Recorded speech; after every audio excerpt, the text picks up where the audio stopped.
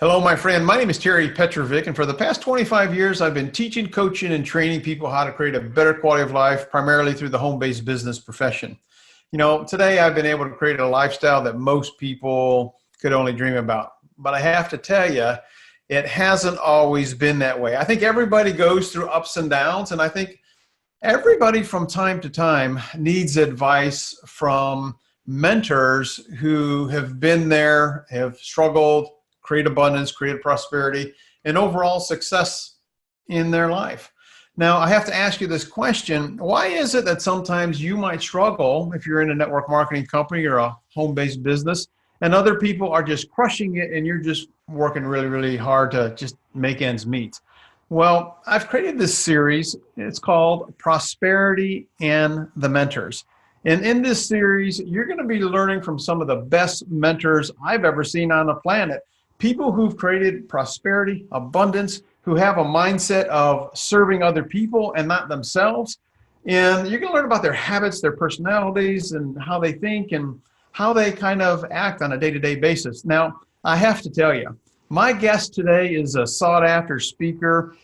He's a sales professional. He's a former TV personality, top sales producer, shared the stages with most top business leaders, broadcast personalities, coaches, even presidents of the United States.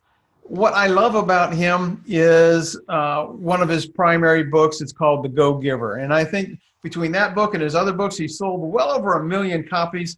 He's I think American Management Association named him one of the 30 most influential leaders in America. And he's been recognized as one of the top 200 most influential authors in the world. He believes in free enterprise. He believes in what you give to the marketplace is what you get from the marketplace. And his latest book, hopefully he'll share a little bit about it, is Go-Giver Influencer. I think it's probably one of his most important works that he's done. He's a animal lover to the nth degree. He's from Florida. My guest today is the one and only Bob Burg. Bob, thanks so much for being here today, man. Hey, Terry, thanks for having me. Well, I got to tell you, Bob, you've been probably the sales professional. You have taught a lot of people, coached a lot of people so that they could create prosperity and abundance in their life. How would you define prosperity, Bob? I think prosperity is one of those terms that is really, it's a matter of context, because prosperity, which is, really, when you think about it, having enough to be able to live the life you choose to live. And prosperity, like success, covers many areas. There's financial, physical, spiritual, mental, emotional, social. I think when you do one of them right, you typically can do all of them right. And so, because success principles tend to work across the board. And so I think really that's what prosperity is when it comes right down to it. It's having the choices to be able to live your life as you choose to live it. In your journey, if we were to go behind the curtain when you first started your career, because you're one of the most well-known speakers on the planet today, correct me if I'm wrong, but you're in the National Speakers Hall of Fame. You definitely have made a mark, but has it always been easy for you, Bob? Oh, it's never been easy for me.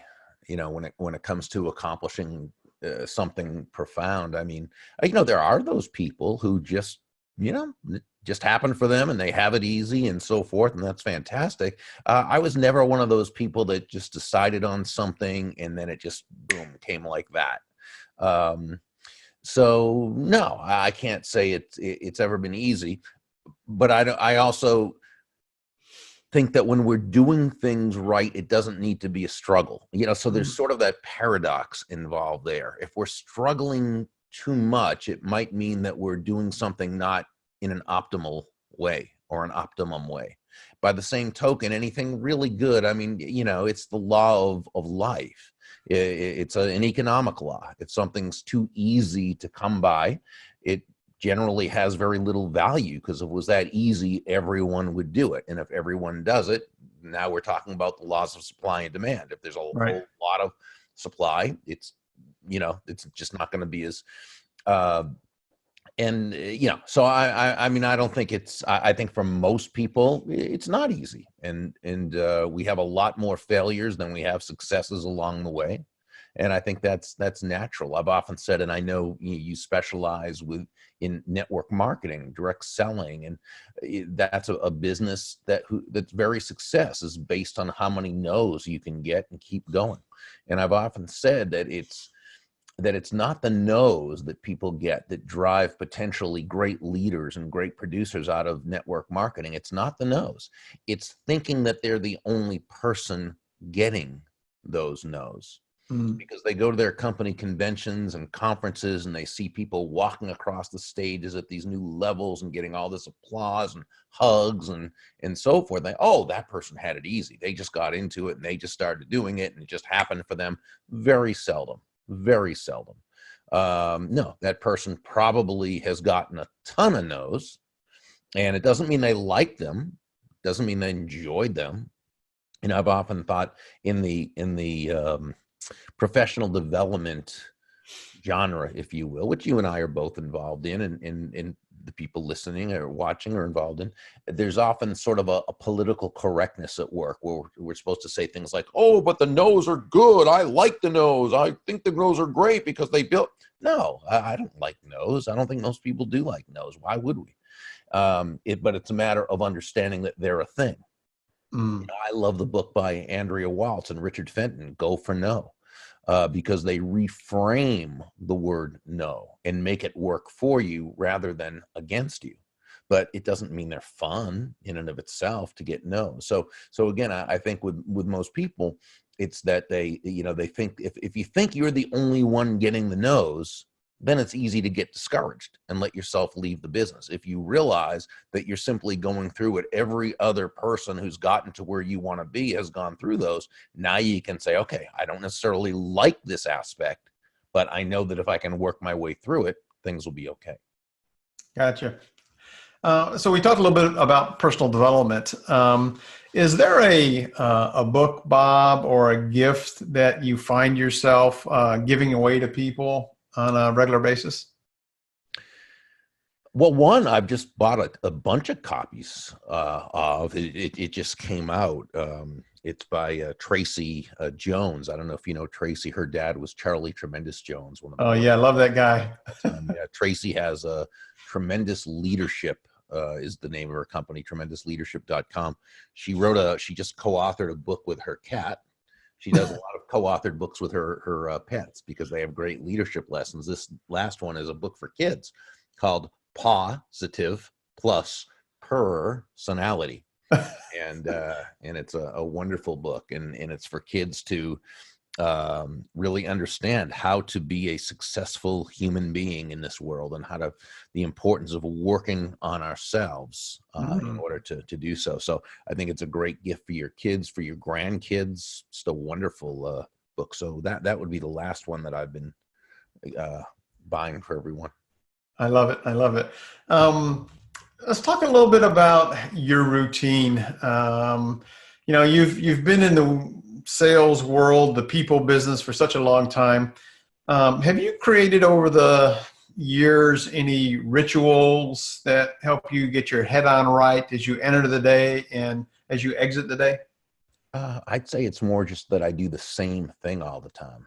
So it keeps me grounded, and it keeps me being able to focus my energy on doing the things I need to be doing at the time I need to be doing them. So I'm up at 5:30.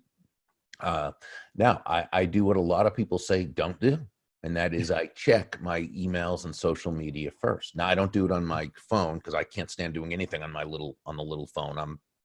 I guess it's 60 years old. Right. It's easier for me to look at a big screen than it is a little phone. I understand. But I, come downstairs, get my cup of coffee, and I check my emails, my Twitter, Facebook, LinkedIn, Instagram, right? And because I just want to get those done. And I get a lot of them say, "Oh, don't do that first." Well, for me, it works doing it first thing from 5:30 to 6:30. Doesn't take a whole lot of thought, but it kind of gets my day going. Then at 6:30, my trainer comes in. Her name is Diane. I've had her for about 10 years, keeping me from, exploding that way. and she works me out for about a half an hour a day, and then cooks my meals for the day, prepares my meals for the day. So I've got that. So that keeps me from, because, you know, my pattern is I enjoy junk food and I don't enjoy working out. So I know that if I'm going to eat better and be fit, I need to be accountable, and I have her come in and do that. I mean, it's just, you know, and then my day really begins after that with, you know, the projects that need to get done. Mm-hmm. I can't help but notice your beautiful background there. When do you squeeze in your personal development time? I kind of do it constantly. That's, you know, that's one part of my home library. It's one small part, but, you know, but I see reading as a very high value. So, you know, as human beings, we don't have the time to do things. We make the time to do things that we value. So, you know, I usually have 3 or 4 books going at a time that I'm reading. What's your favorite book that you've been reading that you've gotten the most out of recently? Well, one that I read about 6 months ago that continues to make a very big difference in my life. It's called Thinking in Bets by Annie Duke. And Annie, and I had not known about her before, before a friend of mine tweeted about her book. She is a former national poker champion. I don't play poker, so I know nothing about it. So I was not familiar with her, but I mean, she was, I guess, one of the big, you know, Las Vegas, the tournaments and so forth. So she wrote this just fantastic book called Thinking in Bets. And the premise is that, you know, you can have all the best information, but even when you make the bet, no matter how great the odds are, it doesn't guarantee anything. However, to the degree that you make a bet, or that you make a decision, I should say, based on having the best information, it increases your odds dramatically of getting the right results, the results that you want. So she takes you through the entire process on how to get past your emotional decision making and think in bets. One of the key things she says, which I just love, is how much money would you bet if you knew, and I'm paraphrasing this horribly right now, so please forgive me, but how much money would you bet if you knew that your statement or tweet or post had to be right? Mm. And I've been taking this to heart ever since I read that.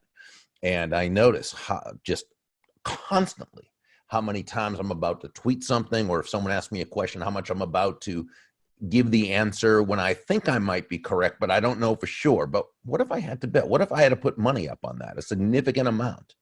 What if there were other consequences of me being wrong? Would I say what I'm about to say?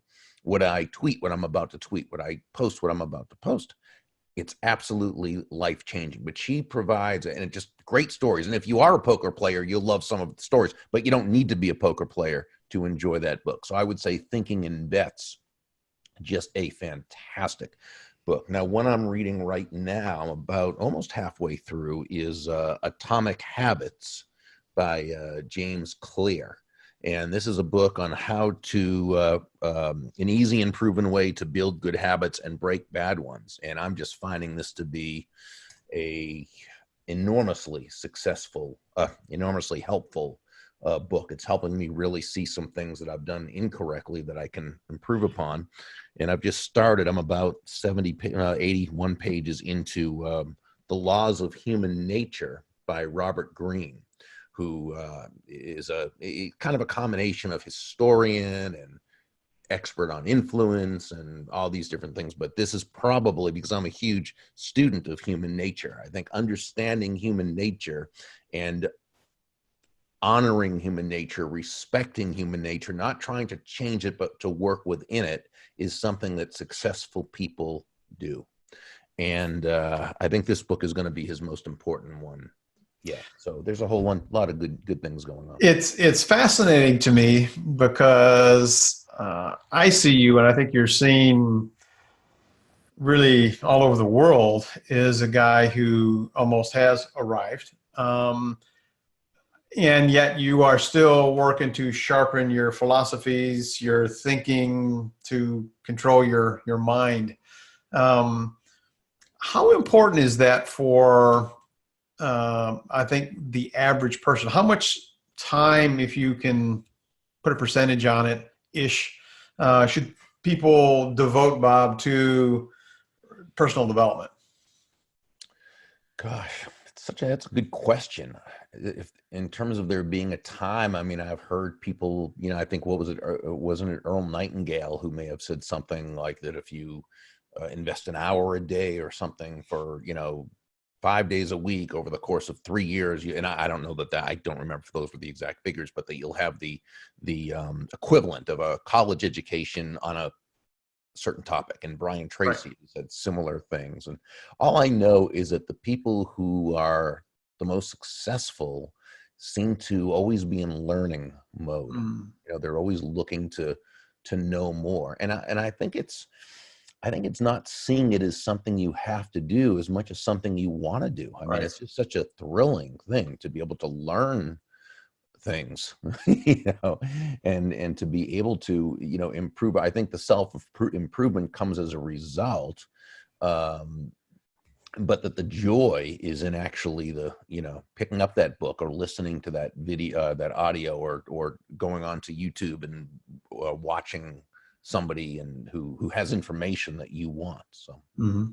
Is there any reason why you just don't pick up one book and just go through it and then pick up the next one, as opposed to two or three at a time? Yeah, just the way my mind works, it's a little hard for me to just like go, steamroll through things. Because remember, too, I'm always highlighting and underlining. Or you can't really see it here, but I'm always Right. highlighting and underlining and making notes and doing things. So I'm not a fast reader, so my reading tends to be very intense. Mm, So it's difficult to sustain that totally. So if I go off onto a different book for a little bit, that seems to help me. It's that little bit of a change. So it's not right. a multitasking type of thing. Right. You're going one thing to the other, kind of flitting back and forth, and you can't really do anything. No, I mean, I'm reading that book and getting some great information, then putting it aside and picking up another one. Well, I'm curious because you talked about highlighting, and I do that as well. Some of my books are almost yellow. Mhm. How often do you go back? So let's say you go through the book, Atomic Habits, for example. You go completely through it. When do you go back and revisit it, or does it just happen sometimes?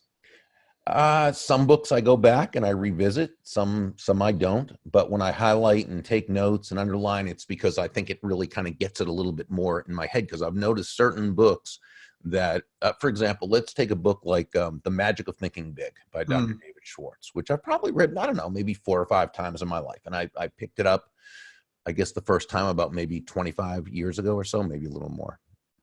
But I remember going through that the first time and really just taking notes through it and going through the whole thing. And I didn't pick that up again for about 15 years.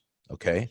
But when I picked it up again 15 years later, I realized I'd been doing a lot of things from that book. And I think I think what I do is I read a whole lot.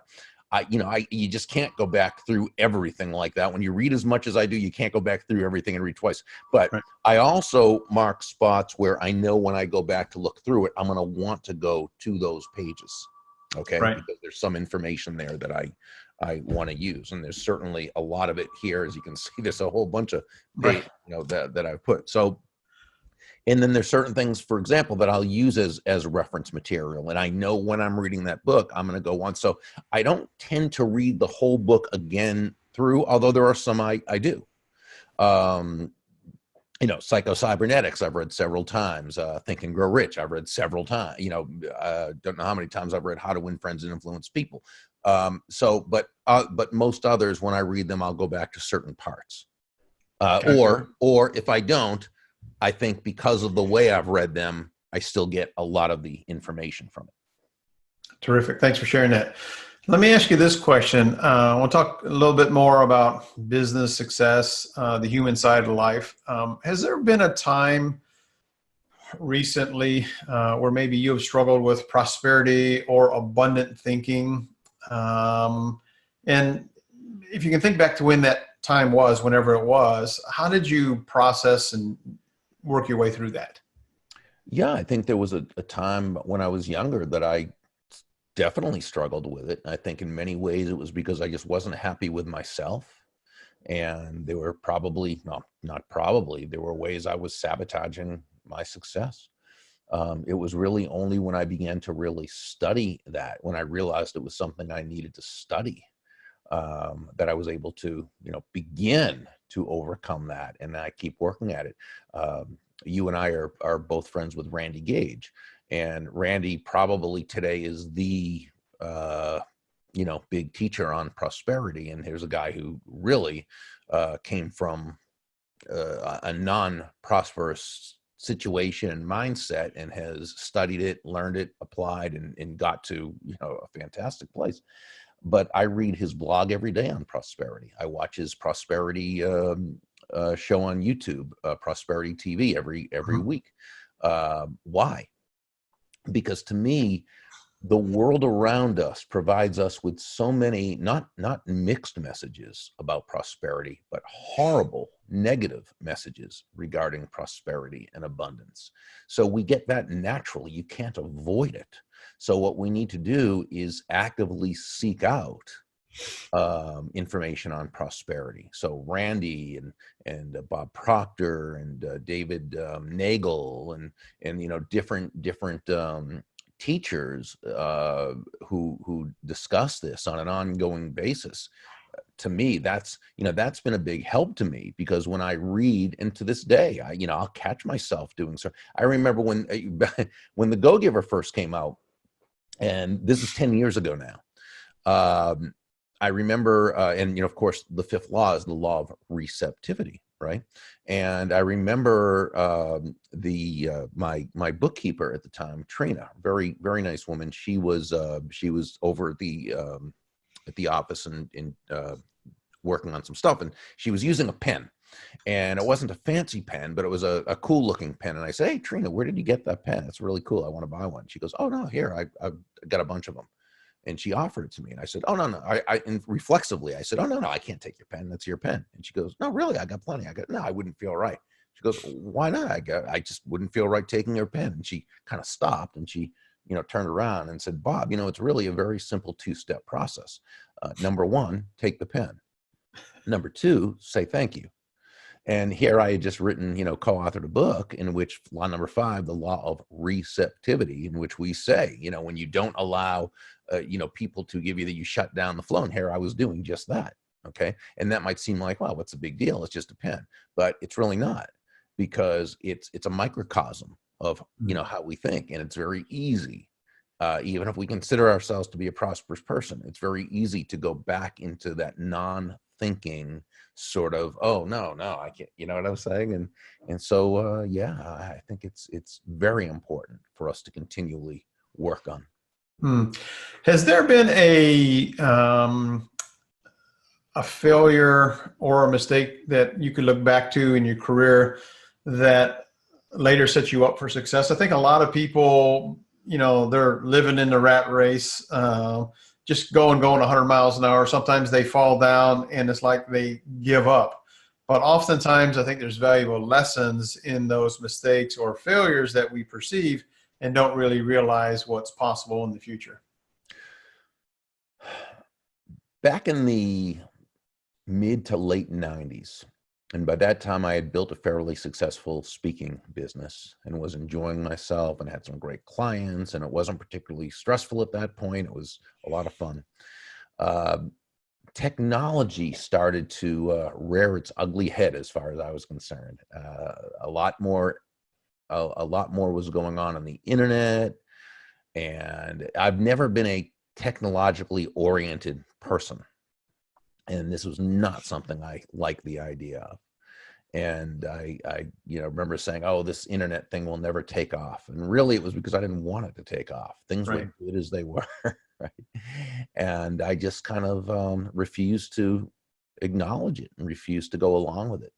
And a couple of things happened here and there. And within a couple of years, my business was pretty much gone and I was starting over again. And, it's that thing, change, and people saying, again, this goes back to the personal development, political correctness, where people say, oh, change is good, I love change and this and that. Well, you know what? Not everybody likes change. I hate change. Right? I like things to say as they are, but you don't have to like it. The lesson is you have to acknowledge it and embrace it, even despite not wanting to, and take the appropriate steps. And that's something I didn't do. And I learned a powerful lesson. I mean, my business crumbled like a stale cookie that crashed on the floor, and I had to rebuild it. And, so I began to learn more about technology and eventually got a business partner who's wonderful with technology, who makes it very easy for me to do the things I do best. I'm still not a technological wizard by any means, but I now make it work for me as opposed to against me, which it did before. Let me ask you this question. Has meditation or visualization played a role in your career and you being the person that you are today? Meditation, no, I don't meditate. I think I'm always visualizing. So yeah, I think it plays a big role because I think we always see anything before it happens, whether it's good or bad, right? So we've got to constantly remind ourselves to make sure that the picture we're seeing is a really good picture and a beneficial picture. Yeah. Let's say somebody is in the home-based business profession and they're stuck, maybe financially, maybe they're at the point where they think they're too old. Maybe they think they've tried it before and had no success, or little success. Could you maybe share 3 tips, 3 suggestions on how somebody could get unstuck from that thinking and lack of activity, Bob? Well, I don't know if I have 3 or not, but what comes to mind is that, age probably isn't the thing. There's been too many proofs of people who, been my age. I'm 60, who've been over my age and have, started and succeeded. So I think if we really want to succeed, and we find ourselves providing excuses for not being able to do so, we need to question our premises. We may choose not to do the thing, not to build a business, but if we don't, then we need to at least understand that the excuses we've used are just excuses. So when you find yourself saying something to yourself like I'm too old, just ask check your premise. Ask yourself, well, okay, I said I'm too old. Maybe it's convenient for me to believe it because it gives me an excuse, but is it really true? Right. So if I'm not going to do the thing, that's fine. That's a choice, but I want to make sure I'm doing it based on correct premises. So age probably isn't a thing. As far as having tried something before, who hasn't tried things and failed? Who hasn't tried things and failed because it wasn't correct, or who hasn't tried things and failed because we didn't do it correctly? Right. So I think if we want to do something correctly and constructively, we make sure that we're learning from the right people. And that we're following a system that has been proven to be effective. What is a system? It's the process of predictably achieving a goal based on a logical and specific set of how-to principles. So the key is predictability. If it's been proven that by doing this, by doing A, you'll get the desired results of B, then you need to do A and continue to do A, and you'll get the desired results of B.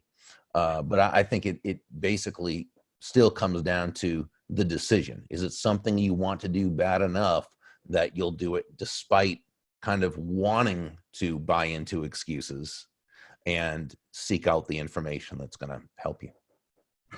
Awesome. Let's talk a little about your go-giver philosophy. And then I want you to share a little bit, if you don't mind, about your latest book. Take us back to how that process started for you and what it really means to be a go-giver in today's world. Well, I had a book out years ago called Endless Referrals, Network Your Everyday Contacts. Love that book. Oh, thank you. It was a how-to book on how to create relationships that would result in people feeling good about you. They know you, like you, trust you, want to do business with you, want to refer you to others. And the basic premise was that all things being equal, people will do business with and refer business to those people they know, like, and trust. And it's sold well. It's sold over a few 100,000 copies throughout the years, but it was a how-to book. And I have always read and had always read parables, small, short books that really taught a lesson through a story. I think we all know that stories really connect on a heart-to-heart level. And I always thought, what if we could take that know, like, and trust premise, put it into a parable form? And so my question I asked was, so what is the basic characteristic or essence of a person who's able to cultivate those kind of know, like, and trust relationships both quickly and sustainably? And the answer is, well, they're always giving. Their focus is on giving value to others. So we kind of came up with the title, The Go Giver. And I asked John David Mann, who is a brilliant writer and storyteller. I'm more of a how-to guy, but John is just a storyteller, just fantastic. And he was the editor-in-chief of a magazine I wrote for, used to write for, in the network marketing industry. And while he was very known throughout that niche, few other people knew his genius. Now you go into a bookstore, even a traditional bookstore, you'll see all these books co-authored or ghostwritten by John on the New York Times bestsellers list. But back then, few people knew him. Fortunately, I was one of them who did. And I asked John to co-author, be the lead writer. And when I say I asked him, I mean, I pleaded with him because I knew he could do a great job with it. So we got together on that and put out the story. And after I think it was about 24 or 25 rejections from New York publishers, we finally found a great publishing partner in Portfolio, a division of Penguin Random House. And it's just been a great partnership with them. The book itself, which is, again, it's a business parable. And I guess when we talk about the basic premise of being a go-giver, it's a person who understands that shifting their focus, and this is really the key, shifting their focus from getting to giving. Again, in this context, giving simply meaning constantly and consistently providing value to others. And that doing so is not only a pleasant way of conducting business, it's the most financially profitable way as well. And, that's really in a nutshell what it's about. And we do this through 5 laws in the book, the laws of value, compensation, influence, authenticity, and receptivity. Or take the pen and say thank you. I love it. I love it. So share a little bit more about your latest project, the Influencer book. Yeah. Well, this one, the Go-Giver Influencer, it's the 3rd parable in the series, and we believe it's the best book of all. And we think the premise of it is really important, and that is you can get the results you want when dealing with others, even difficult others, in such a way that everyone comes away a winner, but also everyone comes away feeling good, genuinely good about themselves, about the situation, and about you. And again, we use 5 principles to highlight it through the story, and it takes place in the same fictional city as the first 2 parables, with some recurrence, a little bit of mentions and cameo appearances of other people. But so it makes it fun for the people who have been following the series. But someone could just read this one, and it would still make perfect sense because they're all self-contained. That's terrific. I want to wrap this up, ask a couple of fun questions. Mm-hmm. Let's say you had the ability to send everybody in the world a text message that would appear on their phones tomorrow morning. What would that message say, Bob? It would probably say that the single greatest people skill is a highly developed and authentic interest in the other person. That's powerful. That's powerful. Do you have a mantra or a saying that you have woven into your personality that kind of speaks about who you are? I think it would be along the lines of the importance, or always trying to keep in mind, to make people feel genuinely good about themselves. I love that. I love that. Well, Bob, I want to say thank you so much for sharing some of your valuable time with us today. A lot of pearls of wisdom here. If somebody wants to connect with you, what's the best way for them to do that, Bob? Probably just go to the website, thegogiver, without the hyphen.com, thegogiver.com. And if they scroll down, they'll see some, different elements we have on the site, but they'll be able to get to the page where they can get the first couple chapters of any of the books to see if they like them first. Then they can always click through. And we know that you're on social media because you do that first thing in the morning. All over. Yeah. Twitter, Facebook, LinkedIn, now Instagram. We're starting to do. I'm finally getting into that and looking to do some hopefully helpful things with that as well. I love it.